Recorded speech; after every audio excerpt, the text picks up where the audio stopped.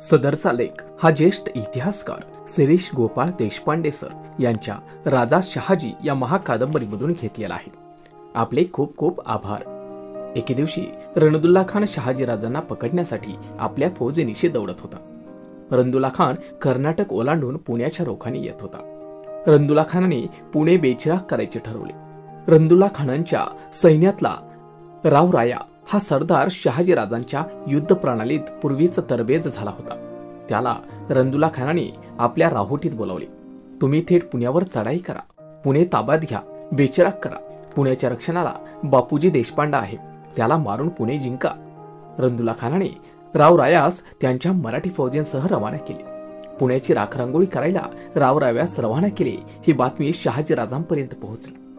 शहाजी राजांना आठवले की हा रणदुल्ला खान म्हणाला होता, देखना एक मराठों को भेजूंगा और तुम्हारी ये नाखून भर जगीर उसी के हाथों खत्म कर दूंगा. शहाजी राजांना काहीही झालं तरी पुणे वाचवायचे होते. शहाजी राजांनी आपले पत्र घेऊन एक जासूद मावळ खोऱ्यात कान्होजी जेध्यांकडे पाठवला. कान्होजी रावास लिहिले होते की कसेही करा पुण्याची नासाडी वाचवा, मावळ खोऱ्याची शान वाचवा. शहाजी राजे आपल्या गड्यांना म्हणाले, गड्यांनो, इथून आपल्याला तिरांसारखे पुण्याला जायचं आहे.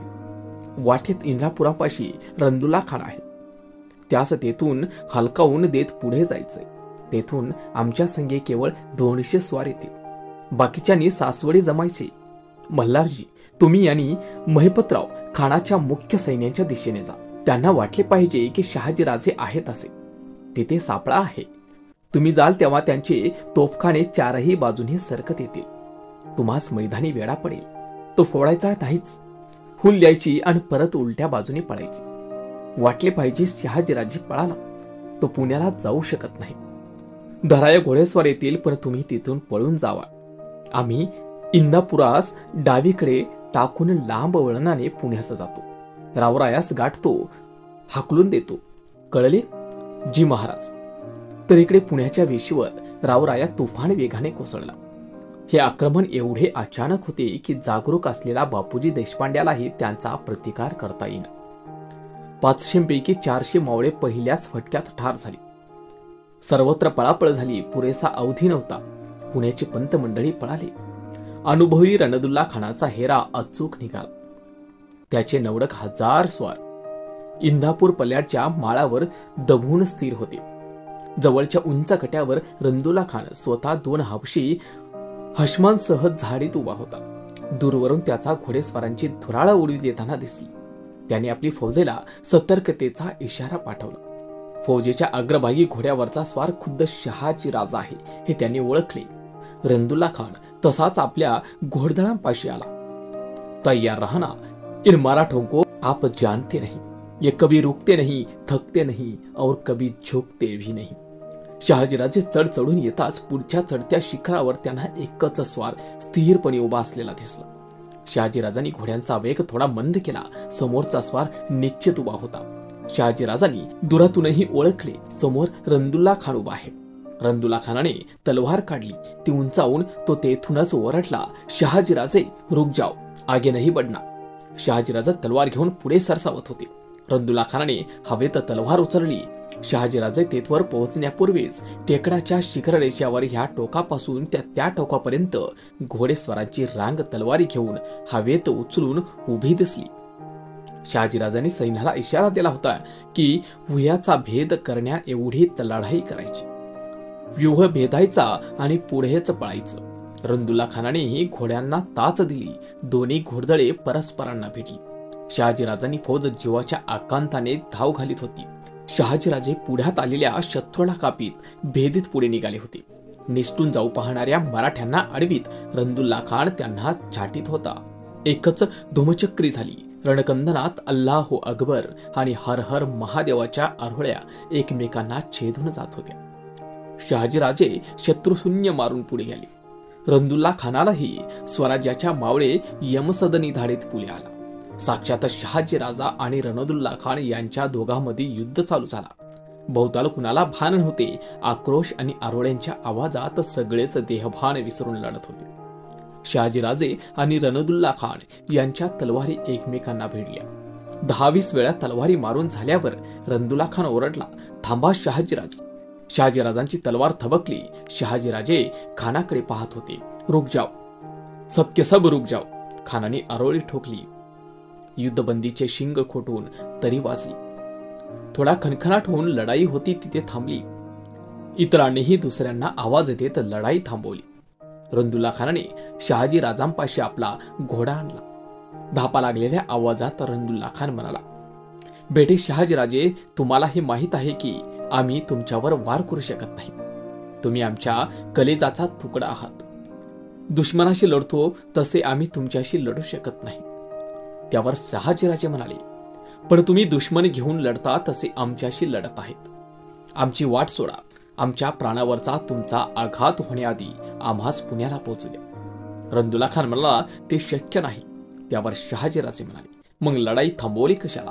काय लागायचंय तो मोक्ष सोक्ष लागू दे. रंदुल्ला खान म्हणाला, ठीक आहे. हवेत तलवार नाचून आपल्या संताप दाखवीत रंदुल्ला खान म्हणाला, पण तुम्ही मागे हटायला तयार नाही. शहाजीराजे, तुम्ही आजवर सगळ्या लढाया जिंकलात. तुम्हाला कोणी हरवली नाही. या घमंडीत तुम्ही असशील ना, पण एक लक्षात ठेवा, तुम्ही जिंकत गेलात त्याचे कारण प्रत्येक वेळी रंदुल्ला खान तुमच्या बाजूने होता. दुसरे कारण म्हणजे तुम्ही अजून रंदुल्ला खानाशी कधी आजवर लढलेले नाही. त्यावर शहाजीराजे कडाडले, तर मग आता निर्णय घेऊन होऊन जाऊ द्या. एकतर तुम्ही जिवंत राहाल आणि आमच्या राजांच्या घास घ्याल, नाहीतर मी जिवंत राहील आणि तुमच्या सकट सगळ्या परकीय सत्यांना हिंदुस्थानातून हुसकावून देईन.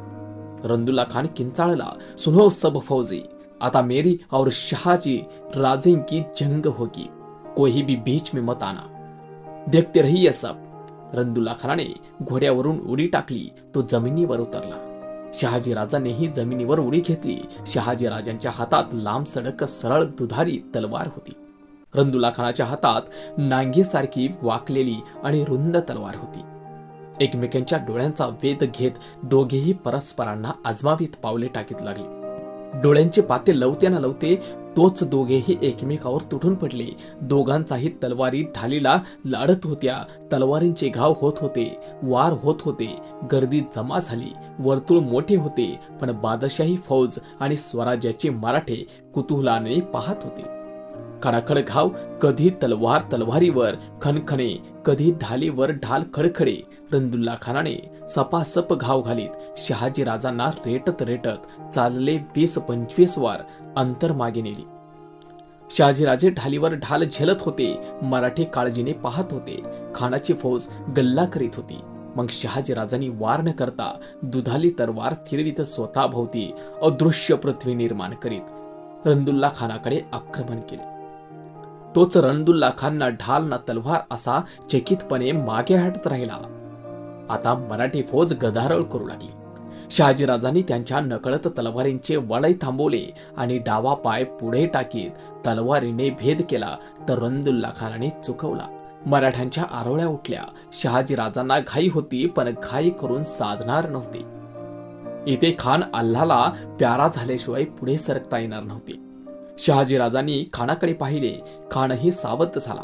शहाजीराजांनी तलवारीचा एवढ्या वेगाने हल्ला केला की खानाला ढाल कापून खानाच्या डाव्या पंजावर शहाजीराजांनी तलवार घुसवली. ढाल फुटून दुभावून उडाली.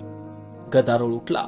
खान त्वरेने सावध होत 4 पावले मागे हटला. त्याला ढाल हवी होती. शहाजीराजांनी स्वतःची ढाल त्यांच्याकडे भिरकावली, पण रंदुल्ला खानाने ती ढाल उचलली नाही. शहाजीराजांनी असा अपमान कधीच कोणाला केला नव्हता.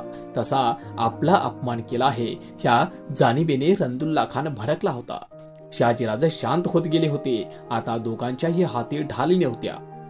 आता वार करायचे तो तलवारीने हे खरे, पण आळवायचा तोही तलवारीनेच. शहाजीराजे चाल करून गेले.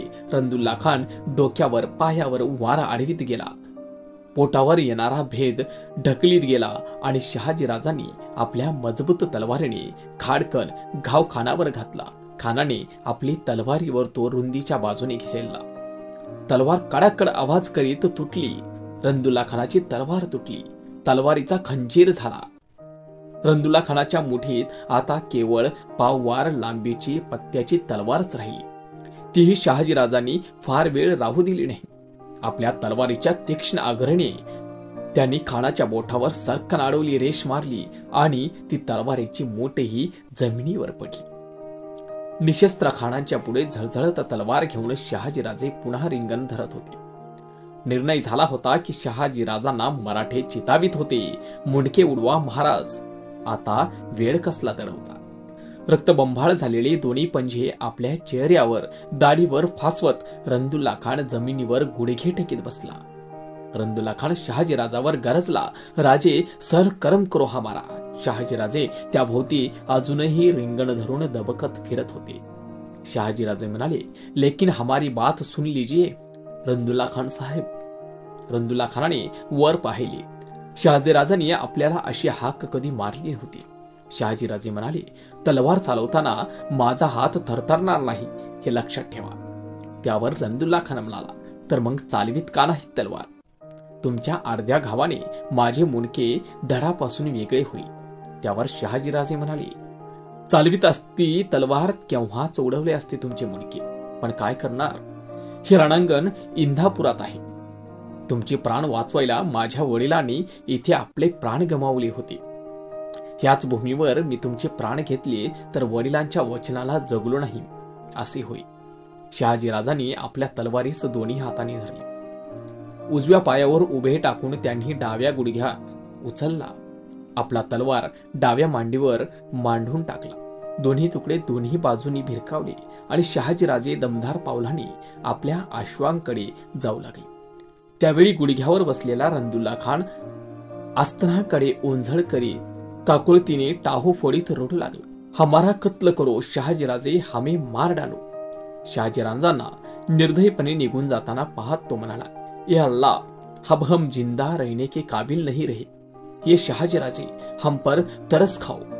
हमें अपनी तलवार से काट डालो. खानाने मातीत तोंड घुसवले. घाय मोकळून मृत्यूंची भीक मागणाऱ्या रंदुल्ला खानाच्या आक्रोशाकडे कठोर दुर्लक्ष करीत शहाजीराजांनी आपल्या घोडावर मान टाकली. त्यावेळी शहाजीराजांची डावी मांडी आणि डाव्या हाताचा पंजा रक्ताने भंबाळ भळभळत होते. तर इकडे पुण्यामध्ये सर्वत्र लुटालूट आणि कत्तली चाललेल्या होत्या. बादशाही आक्रमण करणारा सरदार मराठी होता तरी संस्कृती शाहीच होती. फौज मराठी होती पण धिंगाणा बादशाही होती. शहाजीराजांनी निर्माण केलेले स्वातंत्र्य आणि स्वराज्य कोणासाठी आहे, कुणाच्या सुखासाठी निर्माण झाली आहे याचा विचार करण्यासाठी अनुमतीही मराठी फौजेला नव्हती.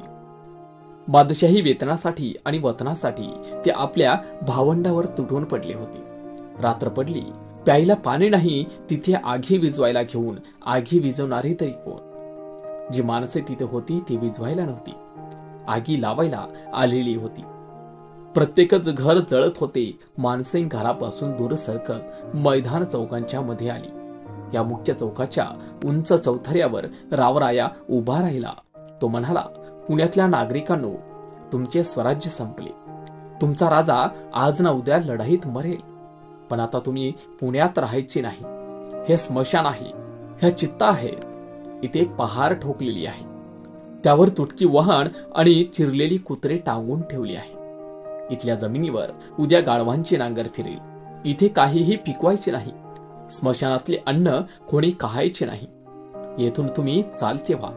जे थांबतील त्यांचा शिरछेद करू.